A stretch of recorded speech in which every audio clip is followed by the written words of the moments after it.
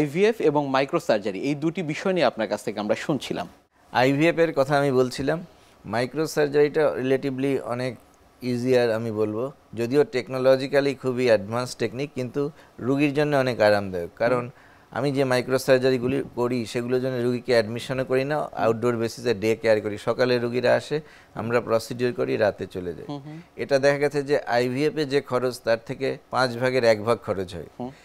তারপরে এটার সুবিধা হচ্ছে যে সব থেকে বড় সুবিধা ন্যাচারাল, এটা হচ্ছে ন্যাচারাল ওয়েতে বাচ্চা পাচ্ছে, এটা আর্টিফিশিয়ালি করা হচ্ছে না। অনেকে রিলিজিয়াস পারপাস, অনেক কারণে তারা কিন্তু আইভিএফে যেতে চায় না, তারা চায় যে আমরা নর্মাল যে ওয়েতে বাচ্চা কাচ্চা নেব, সেই ক্ষেত্রে মাইক্রোসার্জারি একটা ওয়ে।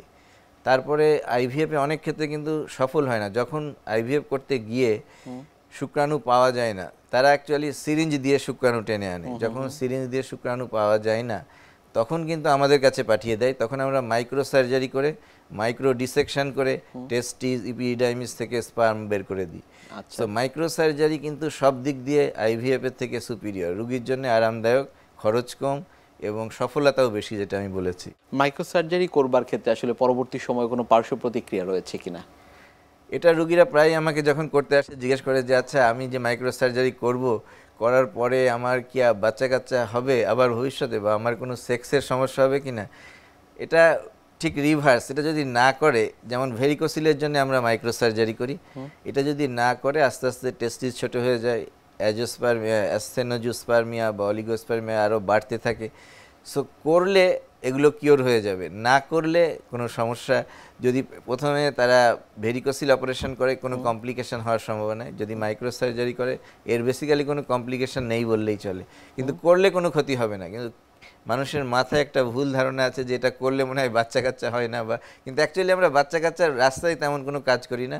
ভেরিকোসিল করলে আমরা ভেইনগুলো বেঁধে দিই, আর এটাতে আমরা শুক্রাণু আছে কিনা টেস্ট করি এবং বাইপাস করে দিই।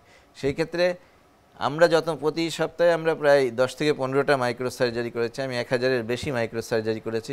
আমি ওই ধরনের কোনো major complication, it's a simple thing, আমি দেখি নাই, বা এর জন্য রুগীর যে কোনো মরবিডিটি বেশি হয়েছে তেমন কিছু নয়, কোনো সেক্সুয়াল সমস্যাও হয় না।